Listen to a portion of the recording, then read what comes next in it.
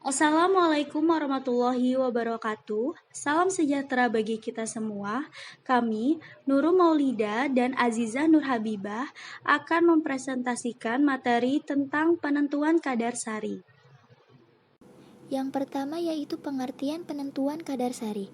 Penentuan kadar sari adalah metode kuantitatif untuk jumlah kandungan senyawa dalam simplisia yang dapat tersari dalam pelarut tertentu. Penetapan ini dapat dilakukan dengan dua cara, yaitu kadar sari yang larut dalam air dan kadar sari yang larut dalam etanol. Kedua cara ini didasarkan pada kelarutan senyawa yang terkandung dalam simplisia. Berikutnya yaitu tujuan kadar sari. Yang pertama, mengetahui cara penetapan kadar sari larut air dalam simplisia. Dan yang kedua, mengetahui cara penetapan kadar sari larut etanol dari simplisia. Kemudian alat dan bahan. Di sini alat-alatnya yaitu seperangkat alat maserasi, cawan penguap, labu tersumbat, gelas ukur, dan corong. Untuk bahannya, di sini kita menggunakan jahe merah, aquades, kloroform, dan etanol 95%.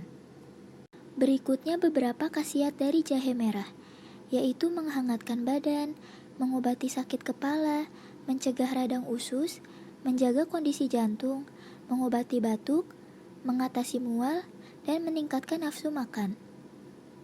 Kemudian, prosedur kerja dari penetapan kadar sari yang larut dalam air.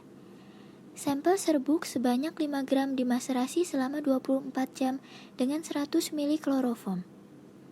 Lalu, dilakukannya ekstraksi dalam labu bersumbat. Berkali-kali dikocok selama 6 jam pertama. Kemudian dibiarkan selama 18 jam.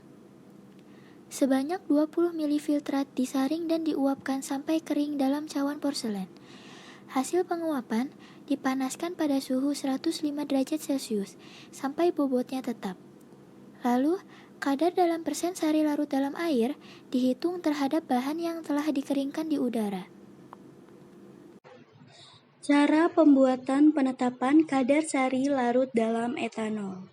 Sampel serbuk sebanyak 5 gram dimaserasi selama 24 jam dengan 100 ml etanol 95%.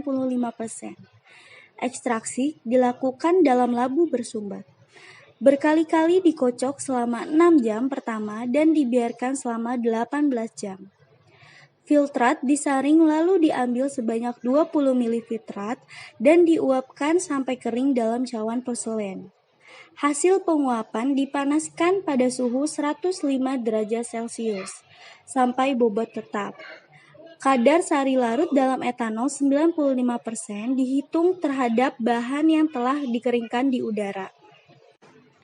Detail pengamatan kerja.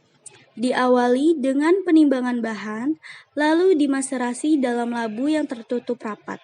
Kemudian lakukan pengocokan secara konstan.